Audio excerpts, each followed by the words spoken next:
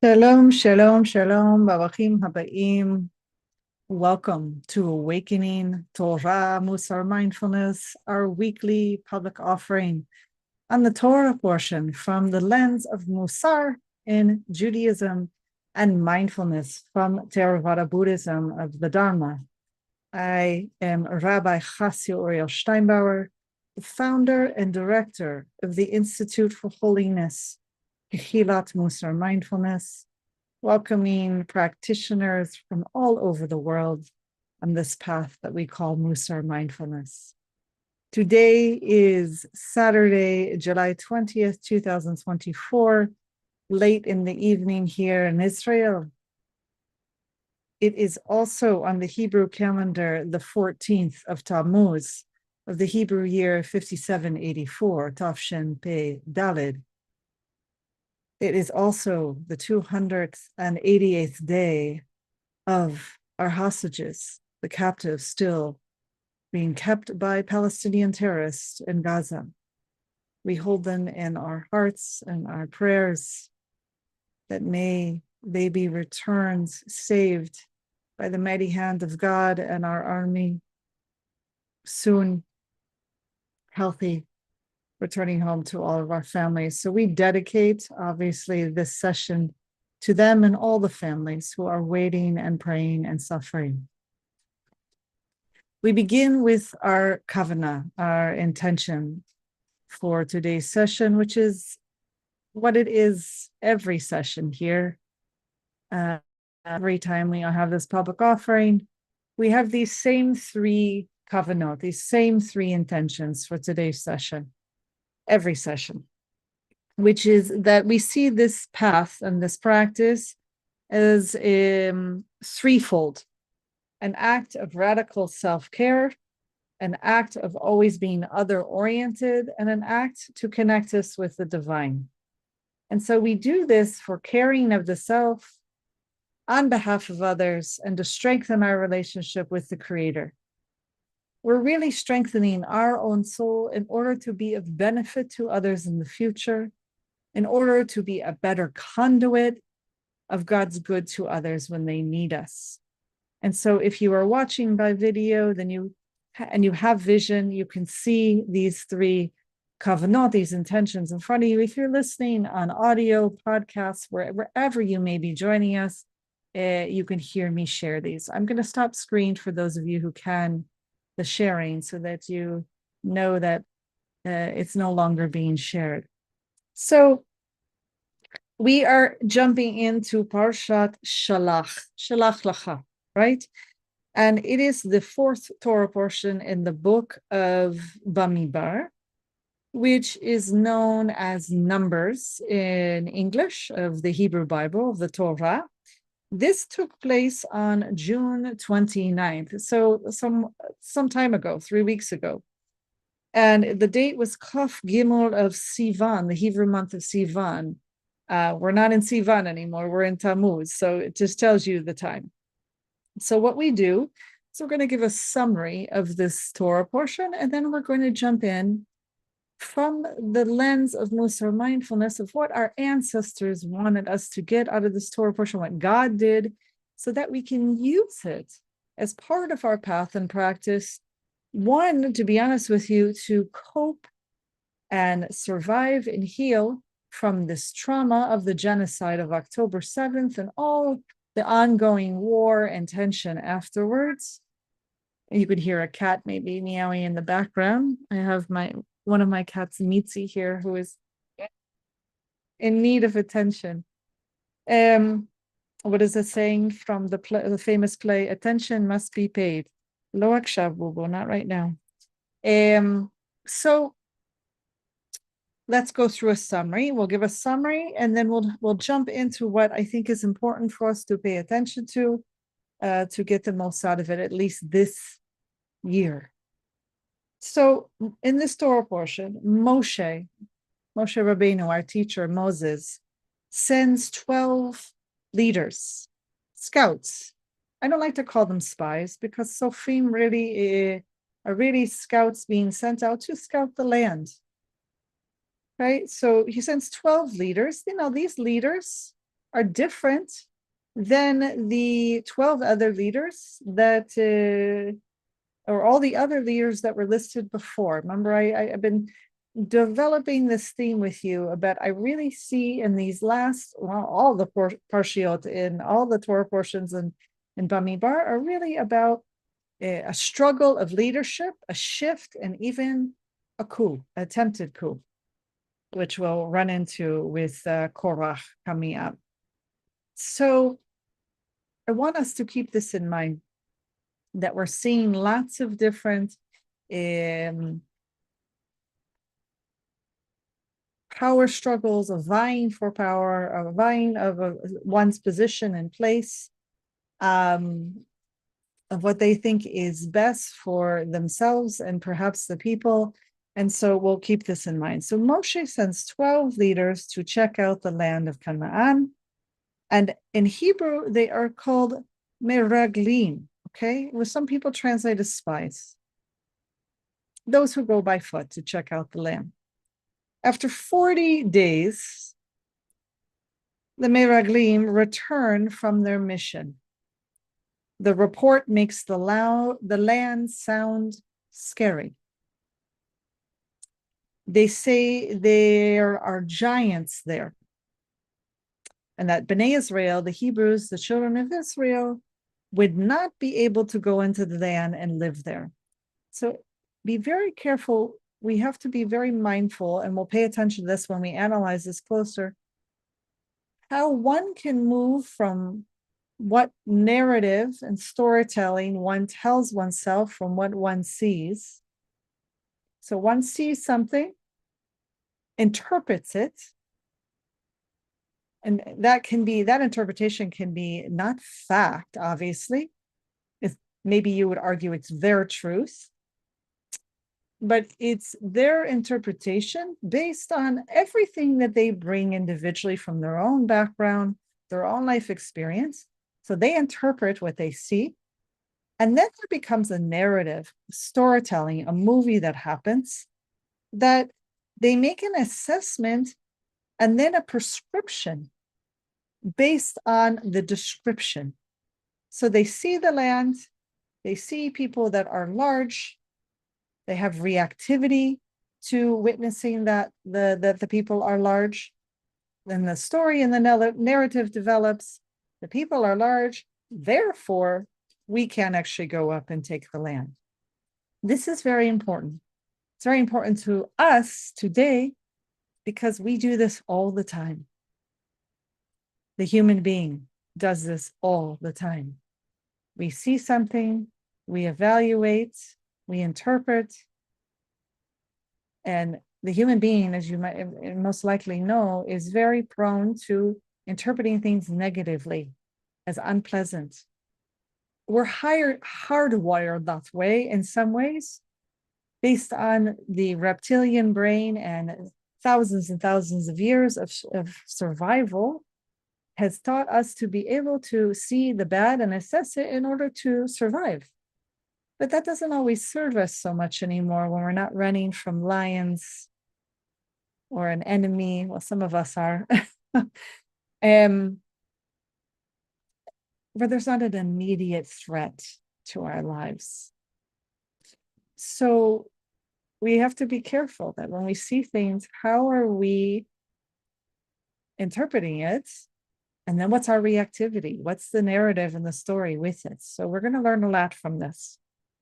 So they go on and say, we can't go up there. We can't go on the land. We can't live there. Kalev, right? One of the scouts disagrees and says that Bnei Israel, the children of Israel, would be able to go and conquer the land. He gets joined, of course, by Yehoshua, but it's primarily listed as Kalev. Okay? The people don't want to listen to Kalev, to the one lone voice. So this is the other thing we have to be careful about, is like once we start to interpret something as bad or unpleasant or unwanted, and then we speak about it out loud It's like a virus. It's like cutting a pillow that has feathers in it in the wind. The feathers go everywhere. You can't contain them or stop them. And so others join into that negativity, into that reactivity. And sooner or later, everyone is like those feathers, right? So the people, they say they don't want to go into the land anymore. So here the spies say, we're not going to be able to go up and live there. And the people's reactivity is, we don't want to go up. Now that is fear speaking, right? It's in order to have a little power in the situation, right? This feeling of, oh, it sounds terrifying. Well, you know what? We don't want to go up.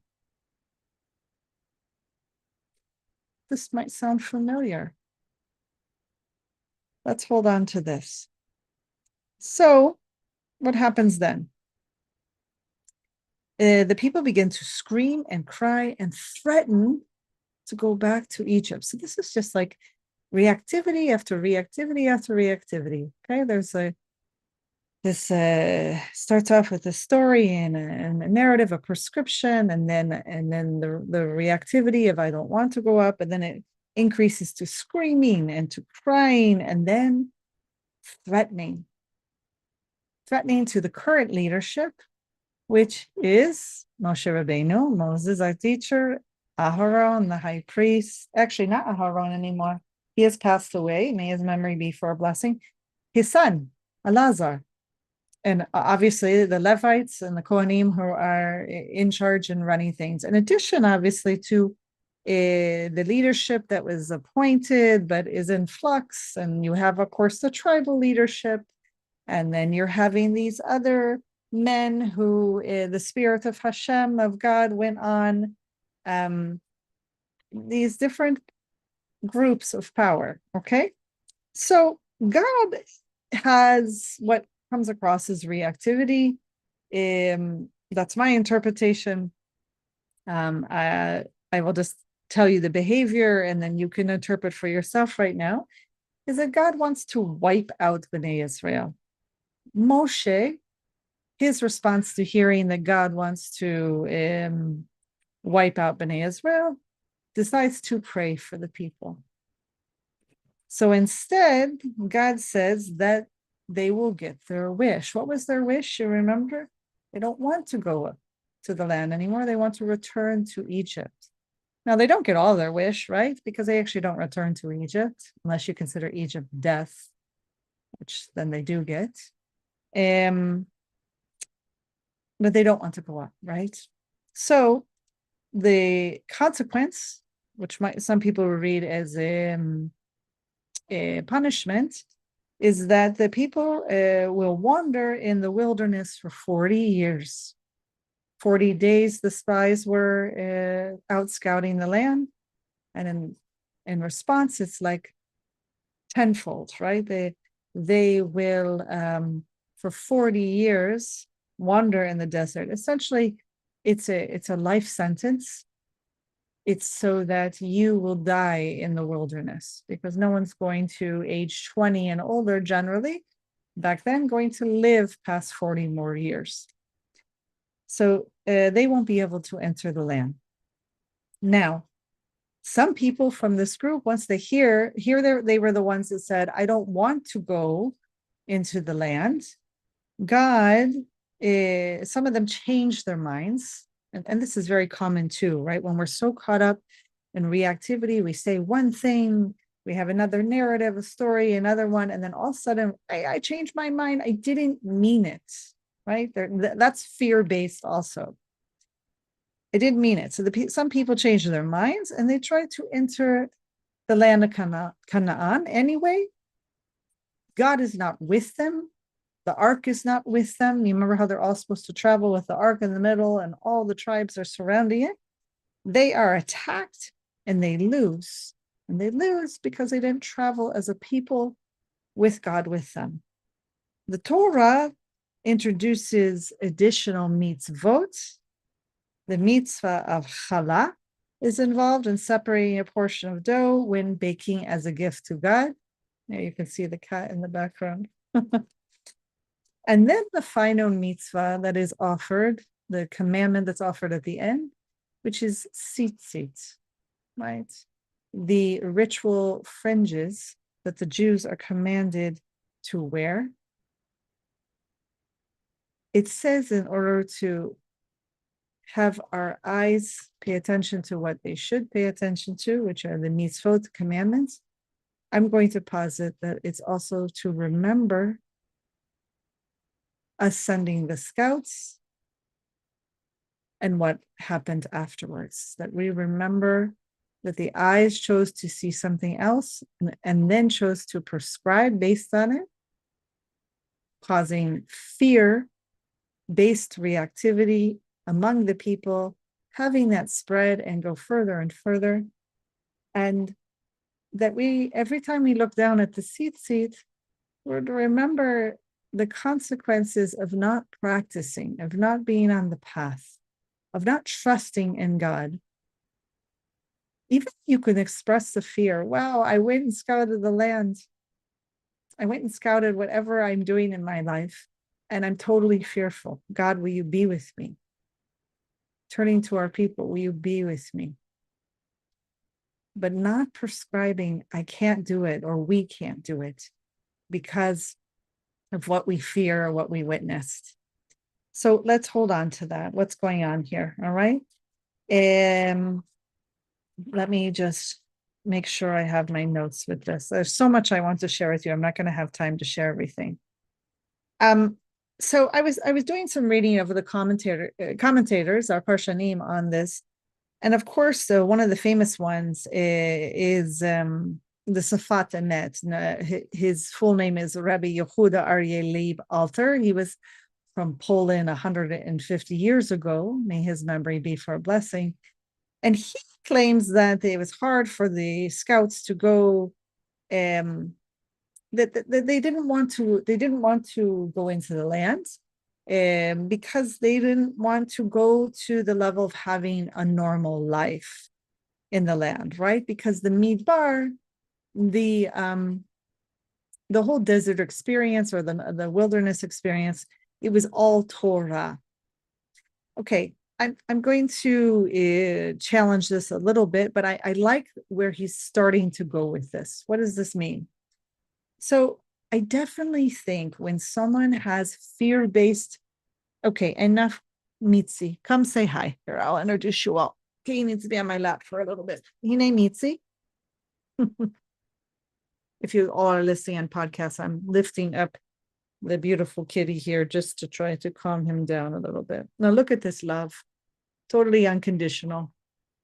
Right? If you could see right now, he's just looking at me adoringly. I'm so blessed to have animals, right? Okay, so what's going on here with the Safat Emet? I'm going to let you down again, sweetie. Okay, so I don't think it's that they feared. Maybe they did have a narrative and a storytelling of what was life going to be like in the land. But usually when we are terrified to move to a new place, it's not so much the stories and the narrative we tell ourselves about the land we're going to, because we really, I mean, even the scouts, they spent 40 days there. They don't really know what life is like there. They don't really know that they're going to have a normal life and have to work and all that. I mean, they could guess that. But when we fear leaving where we are to go to somewhere new or to try something new, it's usually because there's something about where we are right now that we don't want to leave. We're totally fearful, right? We want things to be how they are and to keep them that way. So, and I don't think it's because it was all Torah. If you study the Torah and everything that happened in the Midbar, it's not all Torah. There is great division and violence. And to claim that it's all Torah, to me is a disservice. Okay, so I don't think it's that it's all Torah. But what I do think is going on is back to this leadership thing, where all these leaders, they know who they are. They know if they're the eldest and therefore the most powerful in their tribal units. They know their tribes and who leads and who doesn't, who's in the sea, who's going to be like a prince or just a leader of the tribes. Then you have those who are leading the court system. Then you have those who are the elders who are leading. Everyone knows who is who and who is running and leading what position. Obviously, the Levites, the Levi, the Shevet Levi, and the Kohanim, the priests. So most people don't want those things to change. Most people want to keep things the way they are. They've gone through a lot in the Midbar and a lot of trauma, to be honest with you. A lot of really violent, quick change. Even though it was 40 years, we haven't actually gone through the 40 years. This has only been 2 years. In 2 years, they've gone from an enslaved people to unbelievable miracles with the Almighty, obviously, and violence towards each other. Levi'im first, after receiving Matan Torah. Oh, and then obviously the violence of so much challenges and violence here and there. Okay, so upheaval of who's going to lead. We had, so just, I think that this is very important to keep in mind. And I think the Safa Emet leads us in that direction to have us consider what's really going on. Why don't people want to leave where they are? And it's usually something like that going on. So what else do I want to share with you? Okay, so I talk about everything's all Torah.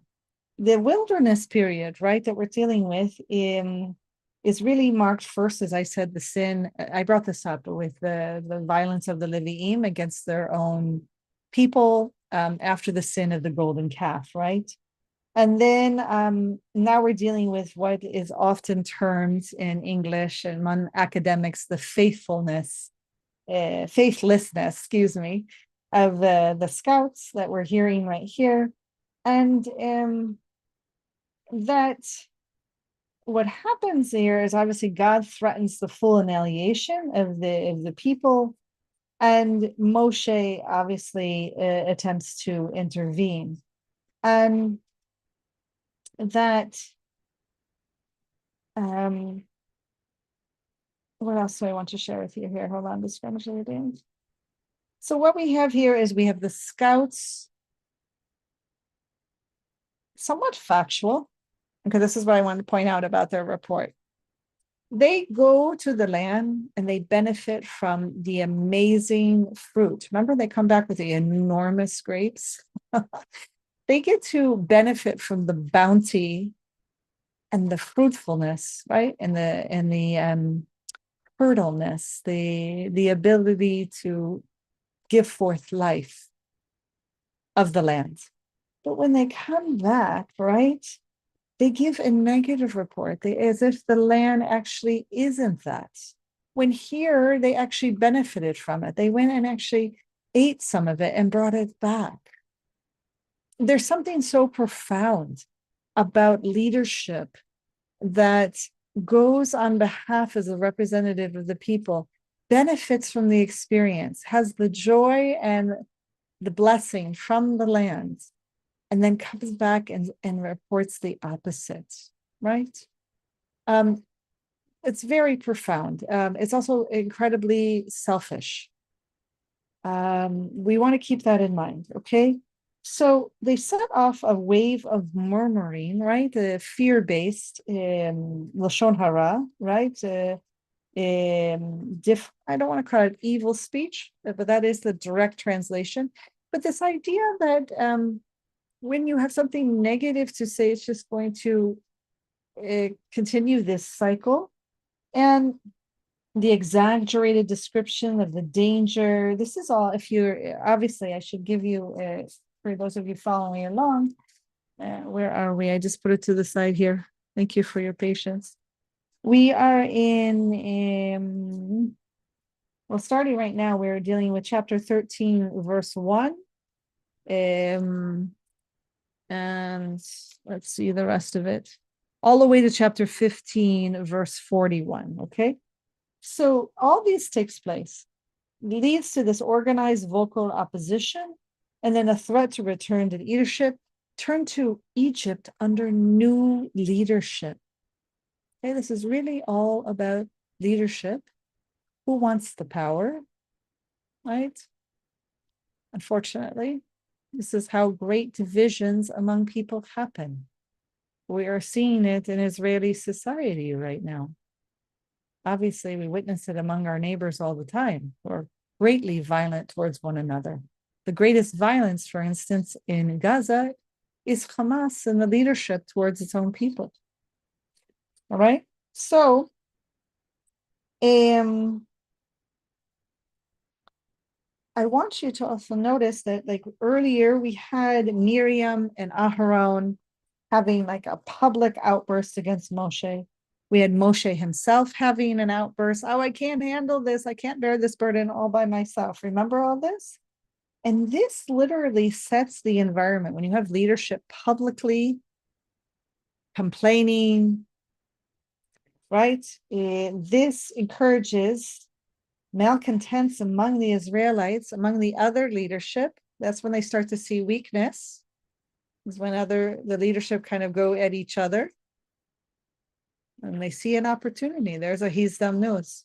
Go take advantage of that and cause this. So this is unfortunately what we witness. You're going to notice even in the language of God, when God first tells Moshe back in Numbers chapter 11, verse 16, gather for me 70 of Israel's elders. But then he says to Moshe in this chapter, Shelach lecha, send men for yourself. Send them for yourself, not for me, not for God. Okay? We have to be very careful in paying attention to this language of what's used here. All right? Now, the language that they use when they get back is that the land devours its settlers, devours, eats them. But they just benefited from this beautiful bounty of the land, right? Where are they witnessing this? They basically, it's a metaphor as a reference to the land's infertility. But the land is actually very fertile if they're coming home with enormous fruits that they have to carry together on a big stick. Okay? So not only is there a self-contradiction happening, right? Where they actually affirm the land's fertility but and abundant population, right? This is really, it's really sad. It's really sad when people do this, right? When they either because of their own fear or because they want to manipulate and use words to cause chaos, to cause fear-based reactivity. And this is very important for us today in our own path and practice with our own words. Are our words building people up or are they knocking them down? Are our words causing fear and reactivity or are they causing courage and unity, not division, right? This is very important. How we speak daily, how we speak to ourselves, the narrative, like what is the quality of our inner speech? What is the quality of our inner speech? And that eventually, that going through the classic gates in our path of Mussar mindfulness, is it true? Is it helpful what I'm about to say? Is it actually necessary right now? Am I the one to say it? Can the people actually hear it right now? Are they ready for this? Is this appropriate? All these amazing gates should be considered before we open our mouths, right? So also people add, is it kind? I say that in an ideal world, yes, our speech should be kind. But sometimes, obviously, in war situations, or sometimes it depends what we mean by kind. We'd have to flesh that out. One of my favorite definitions of how we should speak, which I don't know if I can find the quote very quickly, actually comes from an Israeli rabbi, if I remember, someone not unlike myself. Let me find if I can quickly find this quote. So appropriate to our path and practice. Let me see. I'm getting to the age where I have to take, here it goes, from Rav Noach Orloek. He's an Israeli-based educator. And he says that our speech should be fair, firm, and friendly. Now, not always can we be friendly, but I like that, fair, firm, and friendly. So think about if the scouts actually came back and were fair, right? The fair would be giving an honest assessment, and then just firmly saying to the people, we're fearful right now. We know we're going to try to trust in God. We're going to try to go forward with this. We're having fear. We recognize that it's our fear. We're recognizing that we're having reactivity. We want your help. We want your help to help strengthen us. And Kalev could have come in immediately and been like, I am feeling courageous. I will help unify us. I will help us get through this and move forward. Think about the difference that would have made, right? Okay. But that's where it shows you that it's actually not only fear-based, it's power-based. It's about the other scouts maintaining their power and then challenging it. It's using what happened as an opportunity to say, I don't want Moses, I don't want Moshe, and Elazar, who's the new Kohen Gadol, the new leadership, who was chosen simply by birth position, simply because he's the son of Aharon, which some people are not going to like. They are saying we want to be the new leaders. Obviously, if they're saying that we want to go back to Egypt with new leadership, that's what they're saying. Okay, so this is something more than just fear-based. It's using the fear and the drama and the reactivity of the situation in order to do a power play, in order to do a coup in some ways, right? Okay, so what else do I want to say to you?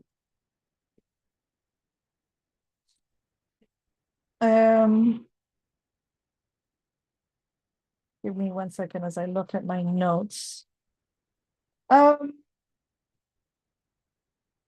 Yeah.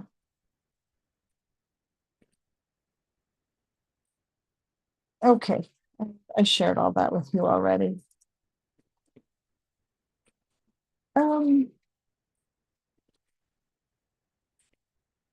It's very interesting too, if you really look at who steps up, like, when Moshe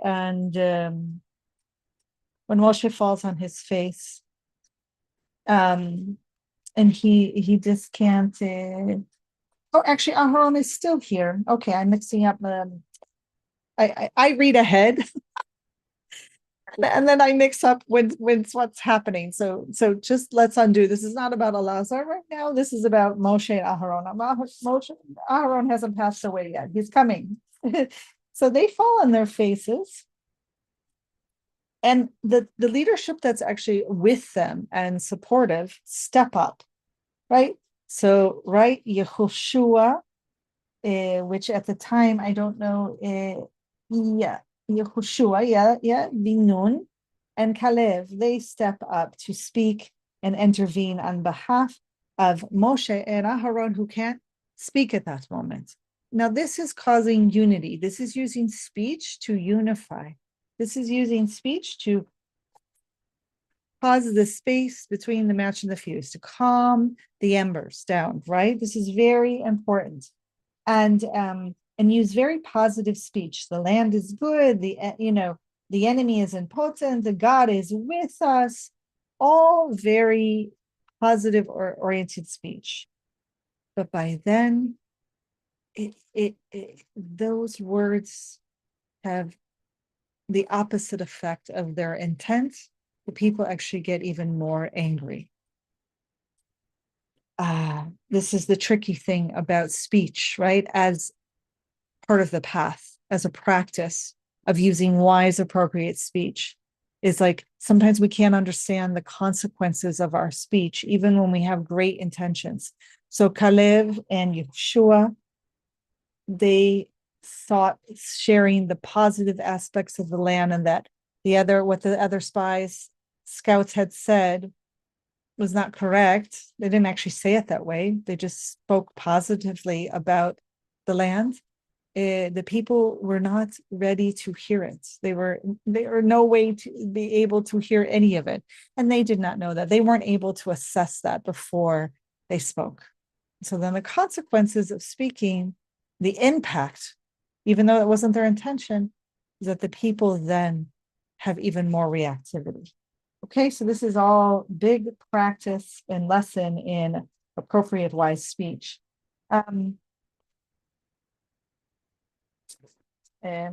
looking at my final notes that I want to share with you. Okay, where I'm getting to the final sad point. For me, it's actually very sad. This is one of those moments. I mean, there are several moments in the Torah where I just actually cry. It pains me, the disunity, that we do violence towards one another.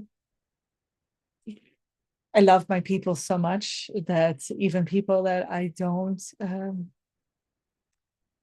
agree with, I never demonize them. I never knock them down. They're created in the image and likeness of the divine, and we can listen to one another, and we can be fair, firm, and as friendly as we can be.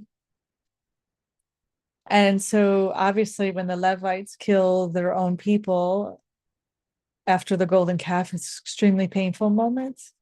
And this is another one, right? Where they just can't communicate and connect, and end up with a terrible life sentence of death. And then even some of them, and I could see myself doing this so much, right? The spirit of, I'm going to go up anyway. I'm ready. I do believe in you. Like, I made a mistake. They actually admit, I sinned. I made a mistake. I should have listened to you. I should have trusted in God. And they go up. That was teshuvah in them at that moment. That was repentance. And they weren't forgiven. That's one of the most painful moments. And of course, they end up being killed. So just know I cry sometimes during sessions. Because also we're in multiple wars, and it's right there. It's raw and it's hard. But let's talk about this, how they weren't forgiven. Someone once asked me, if you had to ask God one question, well, I have lots of questions for the Almighty, but one of them right now, if I were able to speak, is, why didn't you forgive? Why didn't you forgive the people for having just fear? You know, if you're going to hold anyone responsible, hold the scouts besides Caleb, right? Hold the scouts responsible. They're the leadership. They are the ones that have to be more mindful of their speech. Don't hold everyone else. So what happens here is God does not forgive them. And the language is actually used in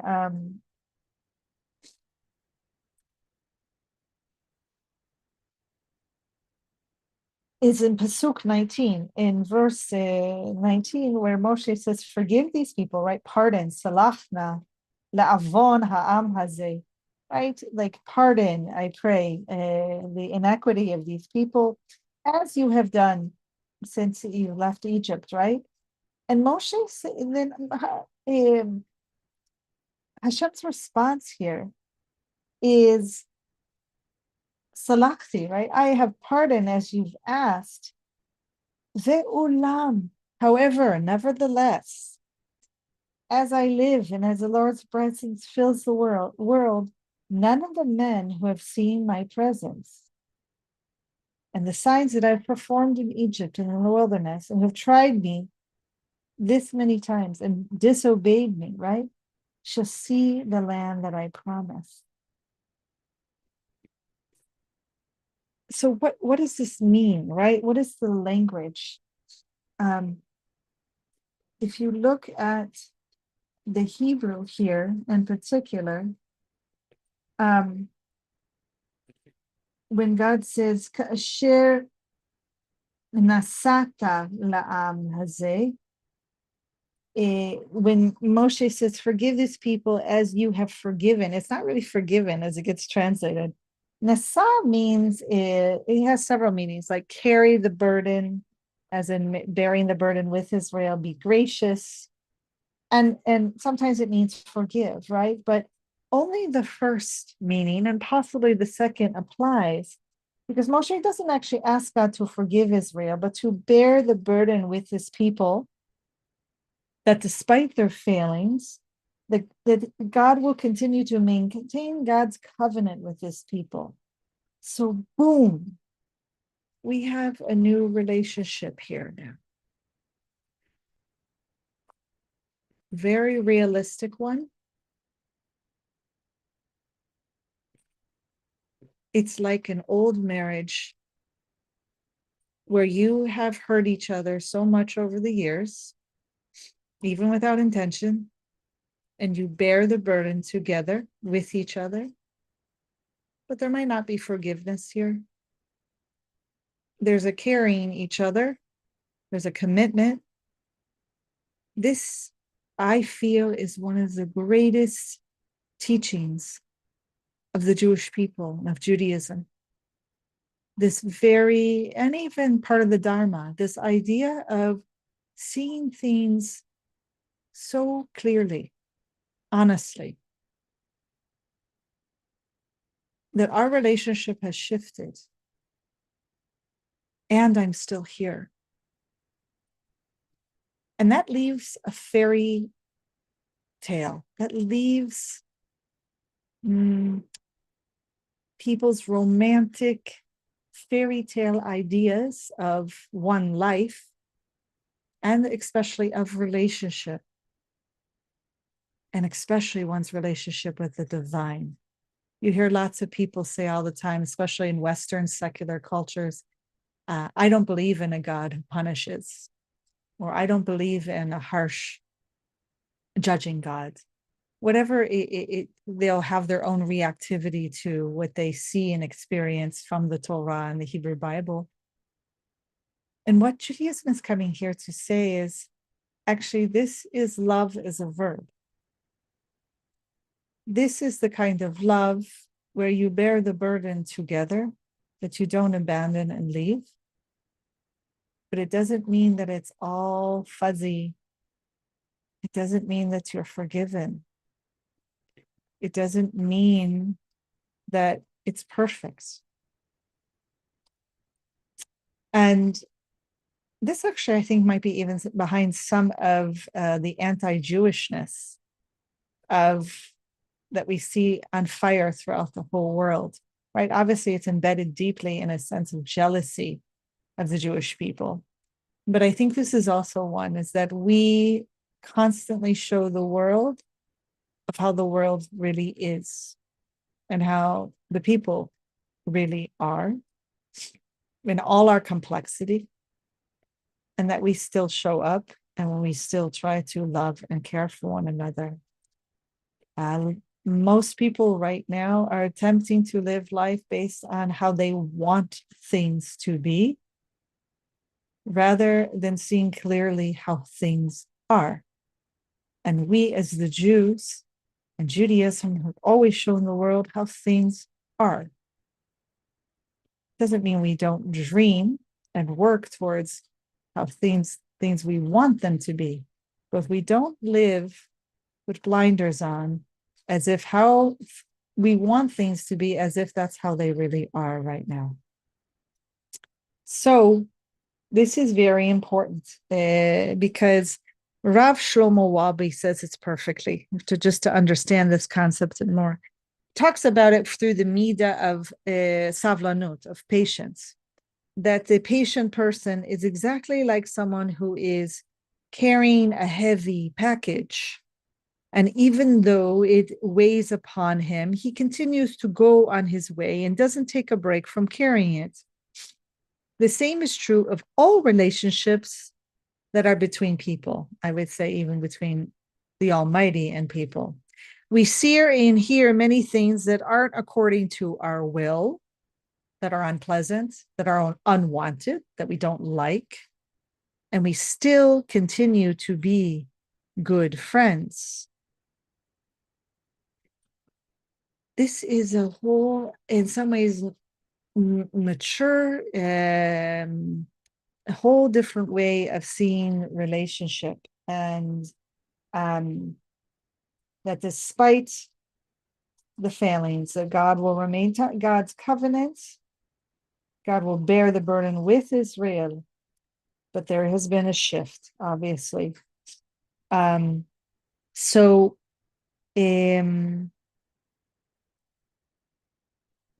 I think I'm just looking at my final notes. What else I wanted to share with you?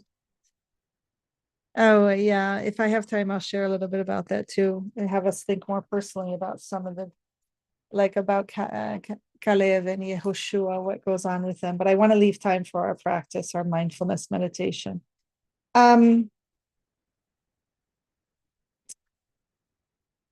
I shared that with you. Okay, so yeah, and I did that. Okay, this is good. I think we've said enough. I think the important thing that we need to keep in mind is that obviously this is a path, lifelong, and what we've learned from this parsha and our ancestors is people make mistakes. People use sometimes, particularly those in power, will sometimes manipulate and use the situation to attempt to have their own leadership. We witness that all the time in today's society. And that we have to be very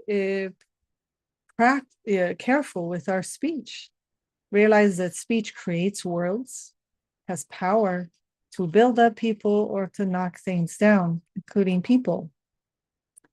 And so to be aware of how the scouts use their speech, that even if something was true for them, they had no right to take their own experience and then prescribe to all of Israel, to all the people, that they should not and could not go up to the land simply because of what the spies, almost all of them, encountered or saw or had their own reactivity or narrative or story to it. This is very important for us today, no matter what we are doing, how we are coping, healing, and surviving these wars, maybe what activism we might be involved in, that we keep in mind how we're using our speech, the effect that, as much as we can know, obviously, as I said, you can't know all the consequences of your speech and what you offer, but your best intention should be fair, firm, and friendly, and go through those gates. So may you be able to use the teachings today on your path as we continue to practice. So we're going to move into our mindfulness meditation, as our beloved Mitzi here has already assumed his posture in the chair. The cat here, you're welcome to do so too. I'm going to come to the edge of my chair and assume a real dignified, upright posture, feeling that you are created in the image and likeness of the divine. Maybe even rub your chest the way I am, like you're rubbing your heart, allowing your hands to rest wherever it's comfortable. I invite you to shut your eyes if you feel safe and comfortable. Otherwise, you can walk back and forth in walking meditation, a standing meditation, or even lying down. And I want you to invite yourself fully here, like you would invite a best friend. Invite your head, heart, and soul and spirit fully here on the zafu, on the meditation cushion. Inviting yourself to fully arrive, and maybe even ask yourself, what do I need in this moment to fully arrive? Allowing a deep inhalation and exhale ease. Allowing a smile to come to the face if it feels natural, and another inhalation. And exhale. And this final one, ask yourself, what do I need to let go and to fully arrive here? Inhalation. And exhale. Allowing your breath to fall to its own natural rhythm. Offering yourself a scan from your toes up to your head, gently moving up towards your body, towards the Shemayim, towards the sky. Just checking in what is here for you. Any strong sensations in the body calling for your loving attention. Maybe there are some strong emotions present. Just acknowledge them. No need to fix or change them. No need to react to them. So much of this practice is building our awareness and our muscle to just be with. To just be with whatever arises without making it go away, without holding on to it and identifying with it, without reacting or fixing, just observing.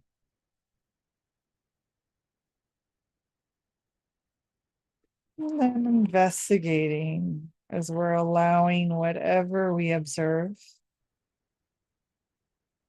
How does it feel in the body? If you had to describe to yourself or someone else what color it was, what's its size and shape of what you feel in your body? Maybe there are lots of thoughts running through your head. Maybe you can feel those thoughts as they run through your head and other locations of the body. Are there any strong emotions attached to any thoughts or sensations?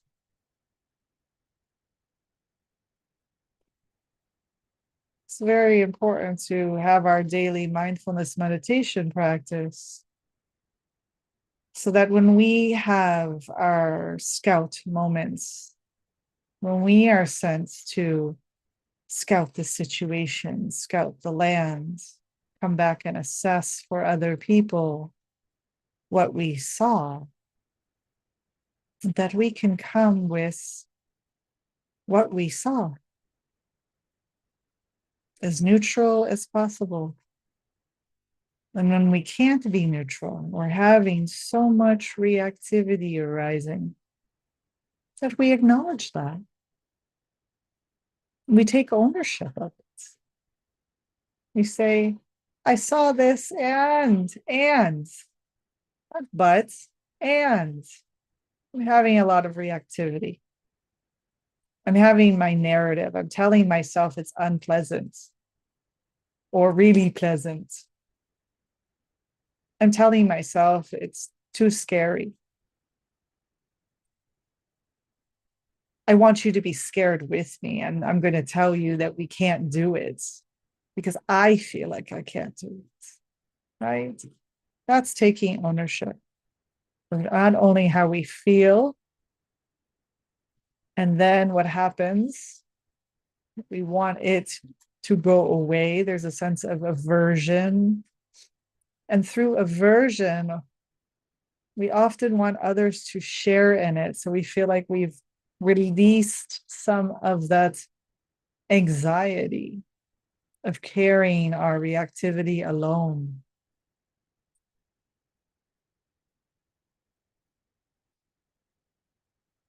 Simply acknowledging whatever arises, allowing it as best as you can. And then investigating the felt sense of it, noticing if any of the hindrances arise. I already mentioned over identifying with something or aversion, trying to push away the feeling or experience. You might have doubt arise. That's what happened to the scouts, right? Doubt. We can't do this. You can't do this. That's doubt. That's the doubt voice. Imagine if they were practiced enough to be able to say, I'm having the doubt voice.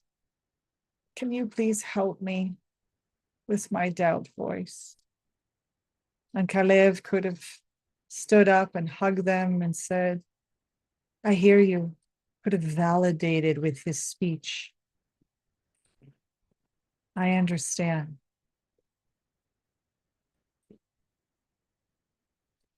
I know what it feels like to be afraid sometimes too.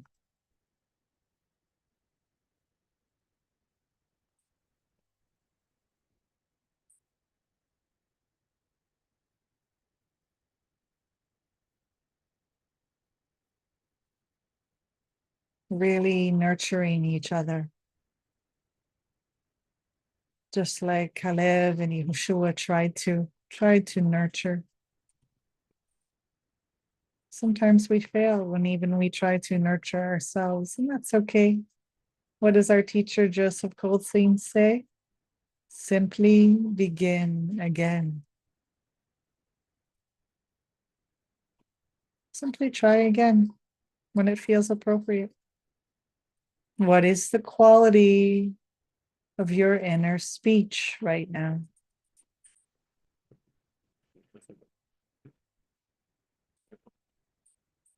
Besides having doubt or aversion or attachment to a certain way, we might have sloth and torpor. We feel tired. We start to nod off and maybe nap or fall asleep as a way of not dealing. That's okay. Once we realize it's there, we come to full alert. Straighten our posture. Take a deep breath. Right? Really arriving at this moment, being kind to ourselves. So kind. This sense of, I can nurture myself. I can be kind.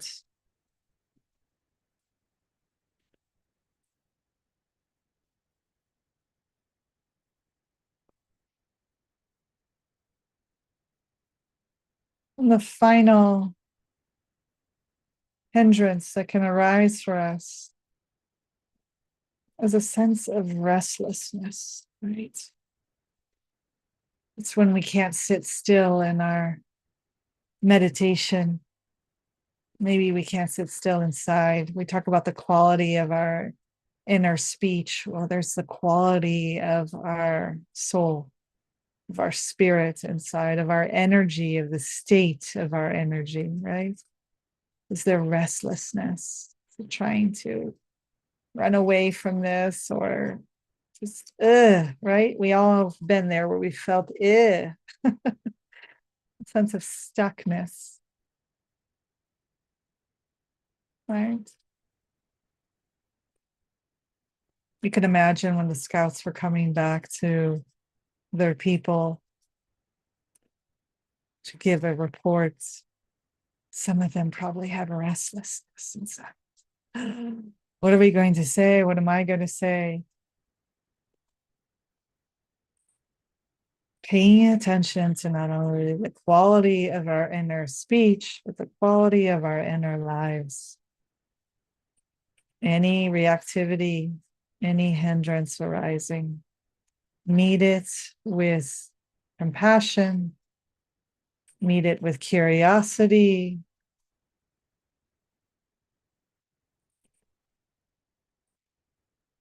meet it with a wise, appropriate response.